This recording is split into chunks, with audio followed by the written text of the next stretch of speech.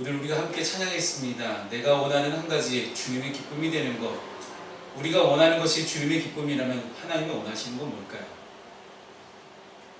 단순히 우리가 원하는 것, 주님의 기쁨이 되겠다고 결단하고 고백하며 하나님께 나왔던 우리의 삶보다도 우리가 제일 먼저 알아야 할 것은 하나님이 우리에게 원하시는 것은 과연 무엇일까에 대한 부분입니다. 상대방이 무엇을 원하는지도 모른 채 그저 내가 원하는 것만 해주기 바쁘고 급급한 세상을 우리는 살아왔습니다. 그래서 지난번에도 제가 예전에 소개드렸던 책 중에 5가지 사랑의 언어라는 책이 있습니다. 그 책 안에는 이제 많은 부부들의 사연들이 나오는데, 부부가 됐든 연인 간에 됐든 각자 사랑받는다라고 생각하는 그런 5가지 요인이 있는데, 그 5가지 요소를 서로가 잘 몰랐던 거예요.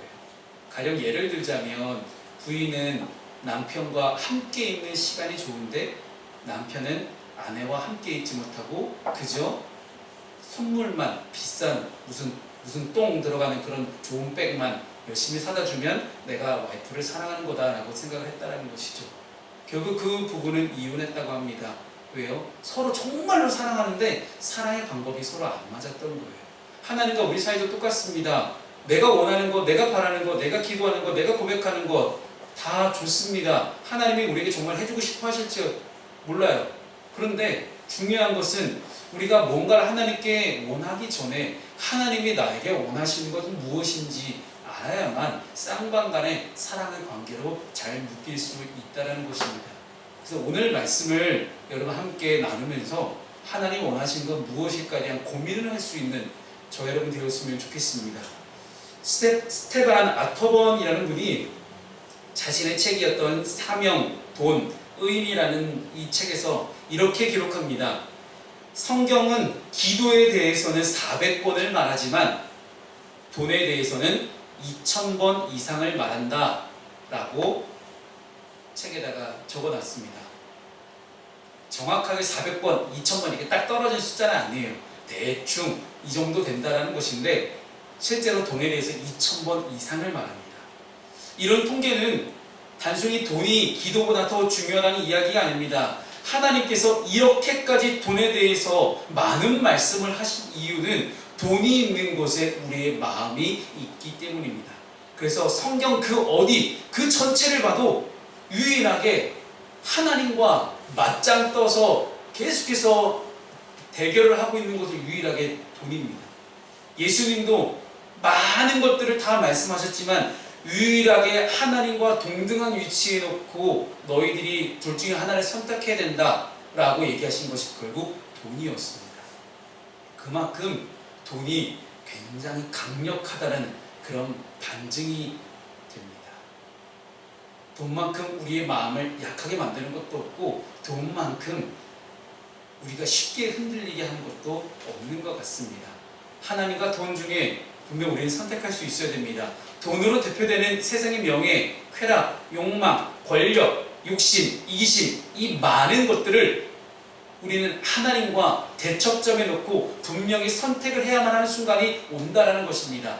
그래서 성경에 나오는 많은 인물들 중에는 예수님 어떻게 하면 제가 구원을 얻겠습니까? 라고 찾아왔던 부자 청년의 이야기를 기억하실 겁니다. 부자 청년이 찾아와서 예수님께 물어봅니다. 예수님, 랍비여, 제가 어떻게 하면 구원받을 수 있지요? 라고 물어봤더니 예수님이 네 재산을 다 팔아서 가난한 사람들에게 나눠주고 너는 나만 쫓으라. 그런데 그 다음 장면에 뭐라고 기록되어 있습니까? 부자 청년이 근심하며 돌아갔더라.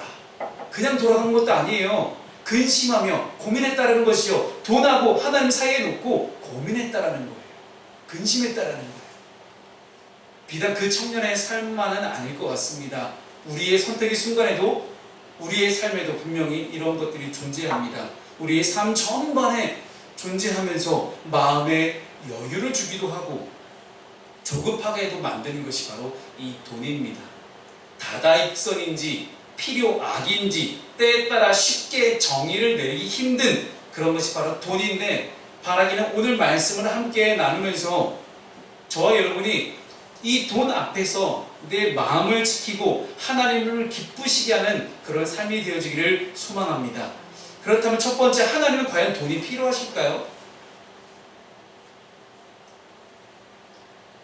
여러분, 이 질문에 대해서 어떻게 생각하시나요? 네. 정말 돈이 필요하실까요?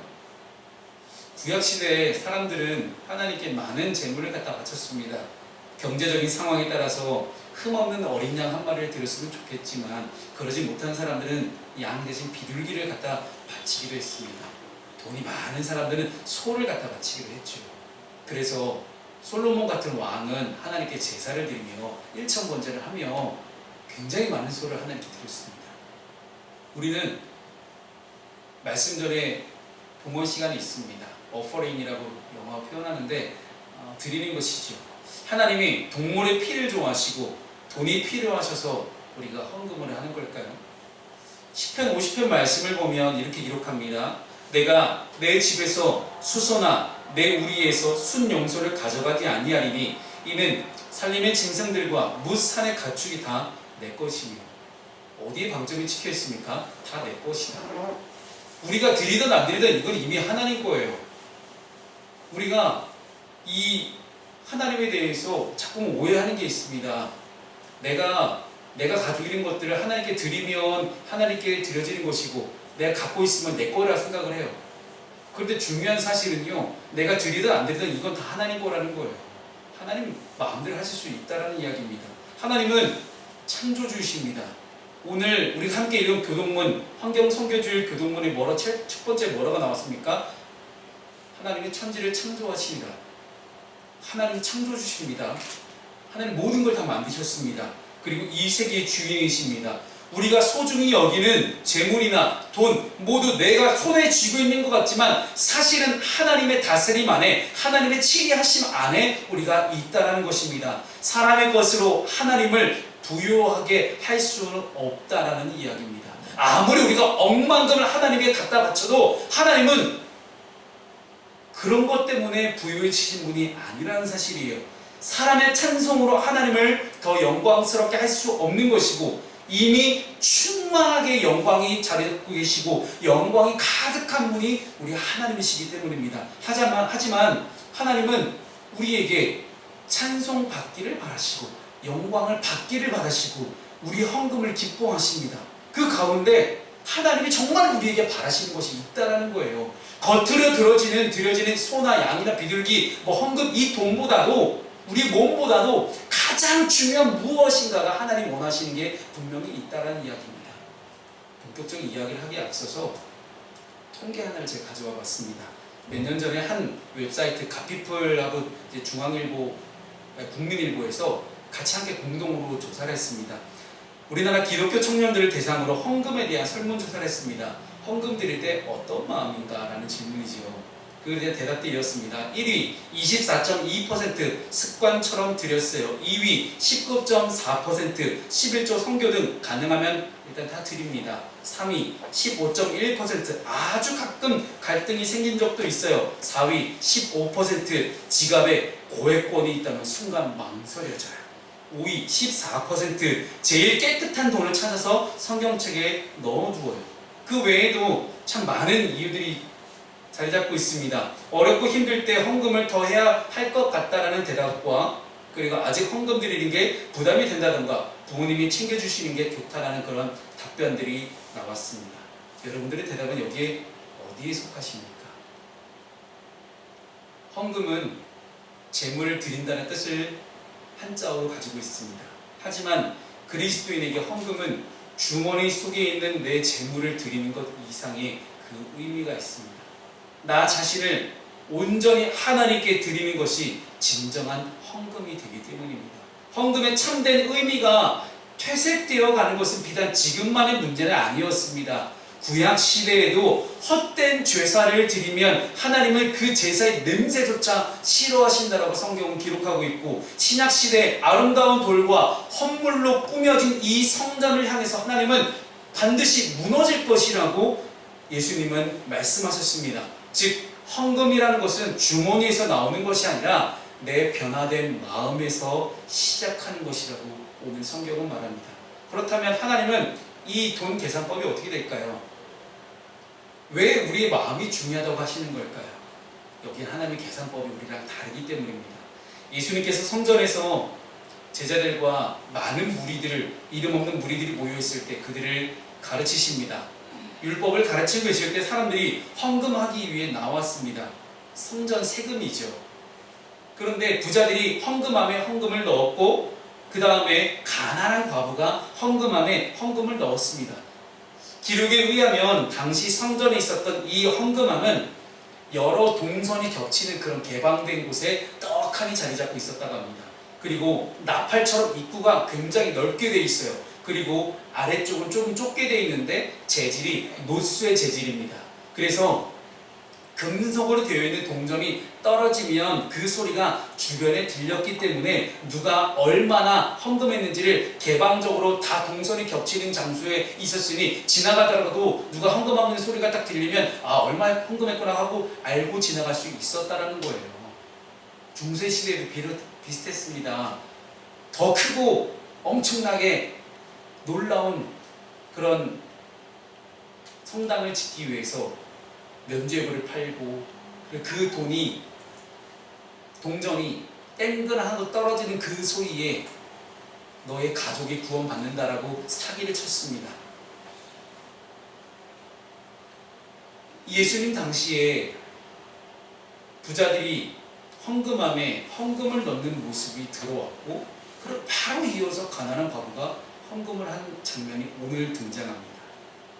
본문은 그 여인이 2렙돈을 넣었다라고 기록을 합니다. 렙돈이라는 이 화폐 단위는 이스라엘 땅에서 가장 작은 화폐 단위예요. 이보다 더 작은 화폐 단위가 없습니다. 그러니까 제일 적은 돈이었다는 것이죠. 오늘날로 치면 가장 작은 동전이 10원짜리 동전하고 크기가 비슷합니다. 이 한 렙돈은 128분의 1 데나리온의 가치를 갖고 있습니다. 1 데나리온은 그 당시 노동자들의 하루 품삯이에요. 노동자들의 하루 품삯에 128분의 1을 하면 1렙돈이 되는 겁니다. 2렙돈이라고 이야기를 하니 아무리 높게 쳐줘도요, 진짜 인심을 후하게 써도 1,000원에서 살짝 넘는 돈이 2렙돈입니다. 소름 끼쳤어요. 저 어렸을 때 맨날 헌금 1,000원 했거든요. 근데 이게 성경적인 근거가 있는 건가? 나중에 제가 목사가 되고 나서 성경을 분석하다 보니까 이게 2렙돈이 1,000원 단위라는 거예요. 헐. 어쨌든 이 과부가 넣은 이 2렙돈은 가지고 있던 생활비 전부였다고 합니다. 그것을 어떻게 알 수 있냐면 이 생활비라고 번역된 원어는 누가복음 다른 본문에서는 재산의 의미를 가지고 있습니다. 또한 여기서도 문맥상 재산을 뜻합니다. 그러니까 이 과부는 그 시점에 자신이 쓸 수 있는 자신이 사용할 수 있는 생활비 전체를 넘어서 전 재산을 헌금했다라고 볼 수가 있는 겁니다. 본문 4절에서 그 가난한 중에서 라고 기록하지 않습니까? 그 가난한 중에서 이 번역을 예전에 개역 한글편에서는 뭐라고 기록했었냐면 그 구차한 중에서 라고 번역했었어요.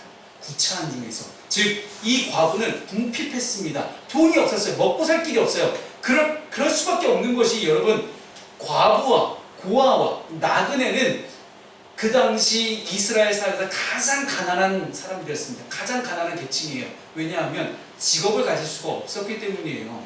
과부와 고아와 나그네는 직업을 가질 수 없이 그냥 남들이 도와주는 대로 빌어먹거나 아니면 남들이 타작마당에서 좀 남은 곡식이 있으면 그거 좀 얻어다가 먹고 살고 이렇게 했으니 과부가 무슨 돈이 있겠어요. 그래서 전재산이라고 1,000원 한 장밖에 없는데 이 1,000원을 과부는 드린 겁니다. 헌금 안에 넣은 돈은 그녀가 살아가기 위해서 하루를 살든 이틀을 살든 얼마 살지는 모르겠지만 그녀가 살아가기 위해서 꼭 필요한 돈이 2렙돈이었습니다. 그렇기에 이 예수님께서는 이 과부가 드린 헌금의 가치를 높게 여기셨습니다. 다른 모든 사람들보다도 많이 넣었다라고 칭찬하십니다. 여기서 하나님의 계산법은 우리의 계산법과 다르다는 것을 우리는 알게 됩니다. 하나님께서는 드린 헌금의 출처와 의미를 명확하게 알고 계셨습니다. 어떤 마음으로 드렸는지도 분명히 알고 계셨습니다. 단순히 돈의 객관적인 액수의 크고 작음이 아니었어요.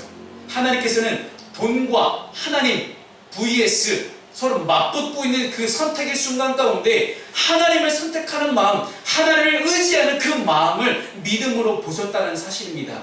하나님께서는 말라기 3장 말씀에서 어떻게 하나님께 돌아갈 수 있겠냐, 우리가 어떻게 하여야 돌아가리까라고 묻는 이스라엘 사람들에게 분명히 말씀하십니다. 하나님의 것을 하나님께 드리는 것이 바로 회개의 첫 번째 조건이다. 니네 것을 니네 거라고 하지 마라.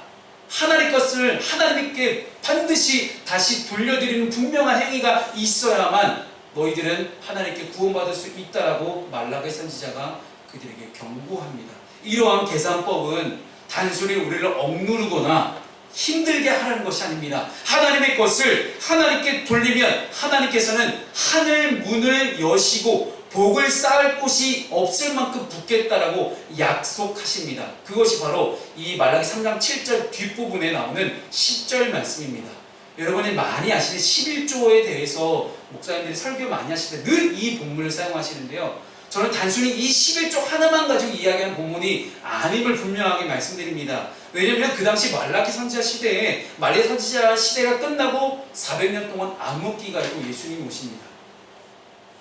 구약 성경의 마지막을 장식하는 이 말라기 하나님이 그 당시 유대 땅으로 돌아온 수많은 이스라엘 사람들에게 하시고 싶었던 말씀은 이거였습니다.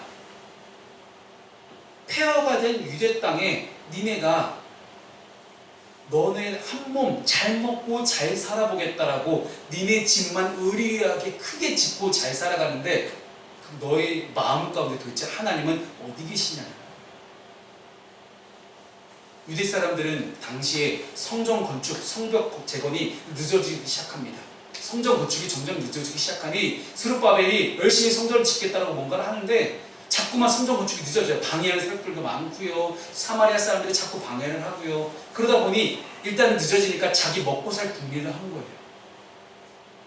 단순히 집을 크게 졌다, 내가 넓은 평수의 집을 산다, 이게 중요한 게 아니고 분명한 사실은 내가 선택의 순간 가운데 무엇을 가장 최우선순위를 생각하냐라는 거예요. 하나님을 향한 마음을 내가 최우선으로 선택하느냐, 아니면 내가 지금 당장 내 먹고 살 걱정, 그거에 내가 몰두해 있느냐. 처음에도 말씀드렸지만 하나님은 창조주십니다. 모든 걸 다 가지고 계십니다. 우리가 하나님을 선택하겠다는 것은, 이 과부가 두 랩돈을 하나님께 드렸다는 것은요, 이것이 없으면 살 수 없음에도 불구하고 하나님이 자기 인생을 책임지실 것을 믿었기 때문에 그는 드렸던 겁니다. 하나님이 자기 인생을 먹고 살 것을 책임지시겠다는 믿음이 없이 어떻게 이걸 드리겠습니까? 그러니 여러분, 돈에 의해서 너무 좌지우지되지 마십시오. 하나님은 우리에게 원하시는 건 10의 1조가 아닙니다. 10의 10조입니다. 너의 전부를 드려라. 돈을 얘기하는 게 아니에요. 너의 마음에 10의 10조를 드리라는 거예요. 우리 마음에 10의 10조를 하나님께 드려야만 우리가 비로소 하나님께 정상적으로 다시 돌아갈 수 있고, 하나님이 에덴 동산을 만드시며 그 당시 천지를 창조하실 때 만드셨던 완벽한 하나님의 나라, 하나님의 세상, 그것을 완벽하게 회복시킬 수 있다는 것입니다. 사랑하는 여러분, 헌금으로 인한 축복은 경험해 봐야만 알 수 있습니다. 저희 부모님이 그렇게 살아오셨습니다. 저희 부모님은 결혼하시자마자 구로동 단칸방에서 제 공장 옆에 태어났거든요. 구로동에서. 공장 옆에 있는 한 단칸방에서 두 분이 첫날 밤에, 결혼하시고 첫날 밤에 어디 신혼여행도 못 가시고 지금도 못 가셨습니다. 그런데 두 분이 앉으셔가지고 조그만 프라이팬에다가 라면 끓여 드셨어요. 정말 저희 집에 가난했으면 어렸을 때 제발 엄마 고기 한번 먹으면 안 돼요? 라고 제가 딱 지성이 날 때 엄마한테 쫄랐어요. 근데 아빠 월급 받으면 사줄게 했는데 그 월급이 언제 나오는지 모르겠는데 어쨌든 몇 달이 지나도록 안 사주는 거예요. 저는 몰랐어요. 우리 집 그렇게 가난한지.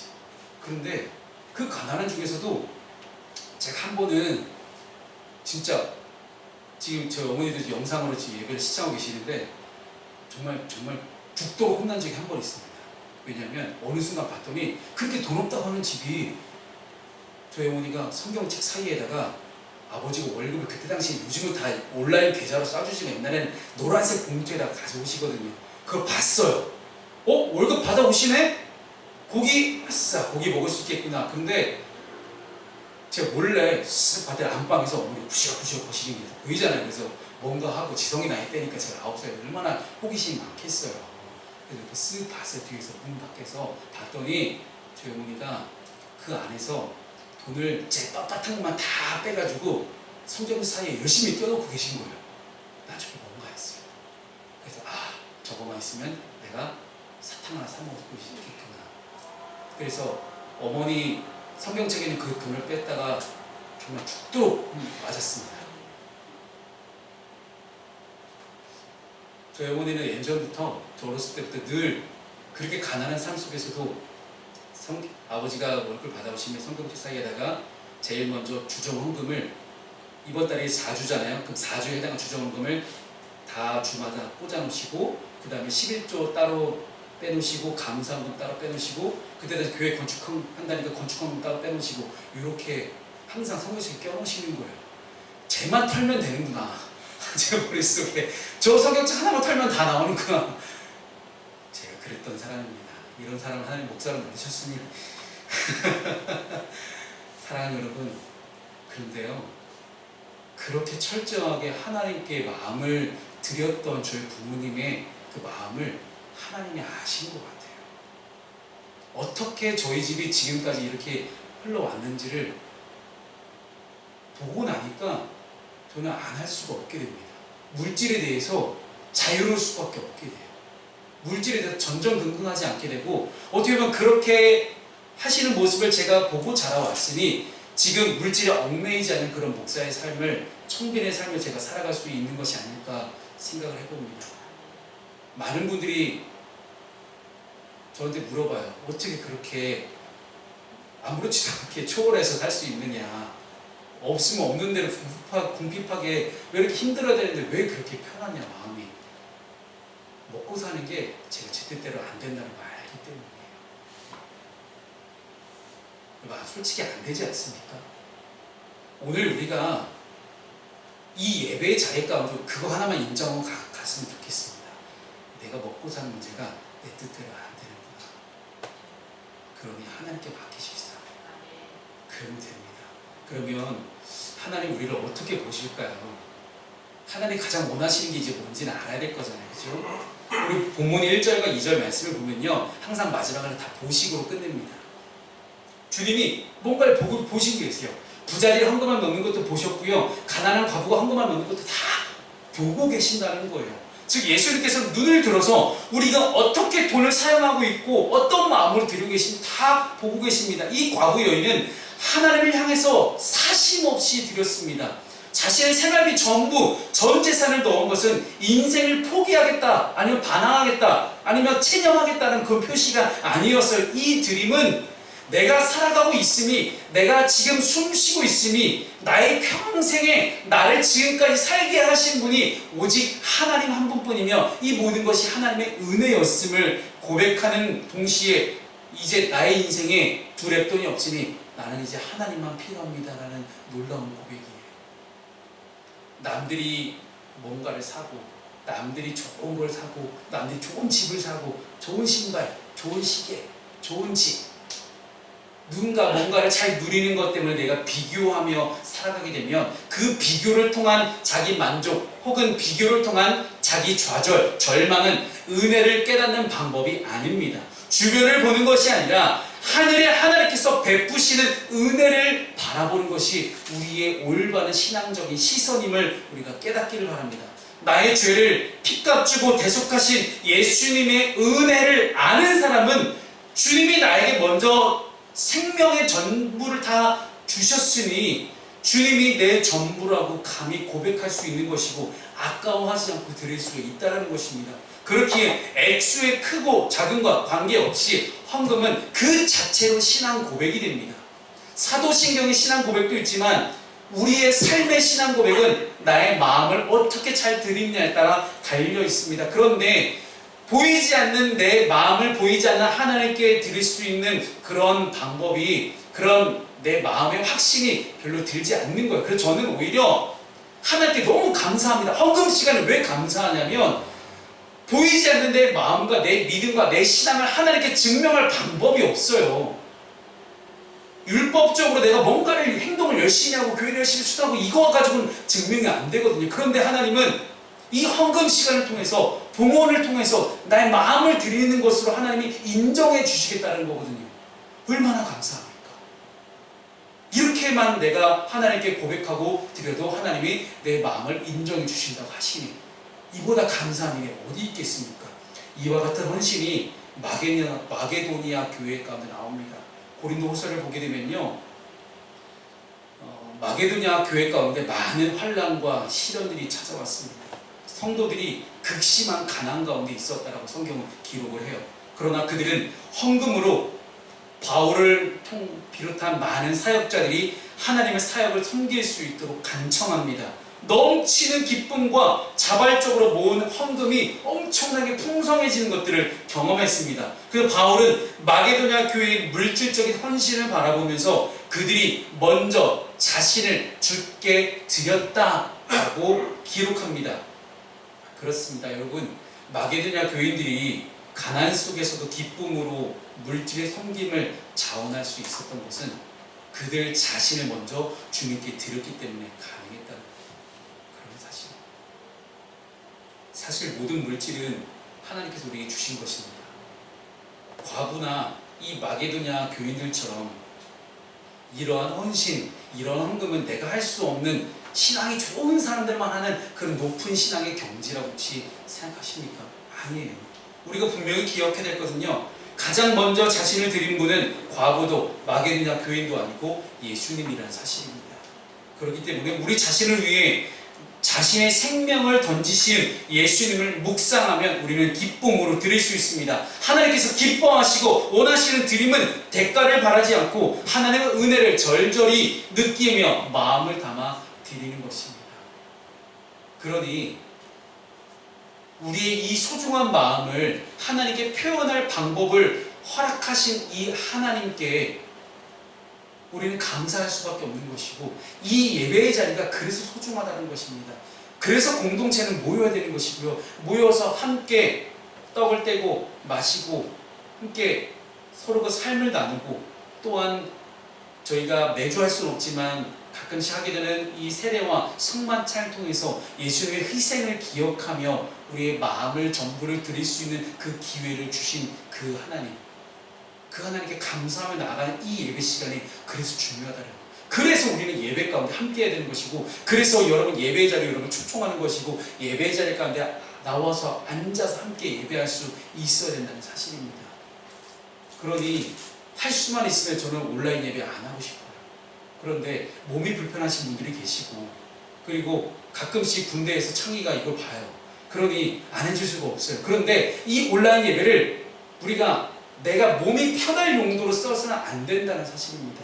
그렇기 때문에 우리 신앙의 본질이 흐려지기 때문입니다. 그래서 그리스도인 공동체는 모일 때 더 강력한 힘을 발휘하게 됩니다. 사랑하는 여러분, 예수님께서 부자도 과부도 보셨던 것처럼 우리를 보고 계십니다. 근데 우리 사정을 다 알고 계시거든요. 내가 얼마나 궁핍한지, 내가 얼마나 가난한지, 내가 얼마나 마음 가운데 여인지 다 알고 계시거든요.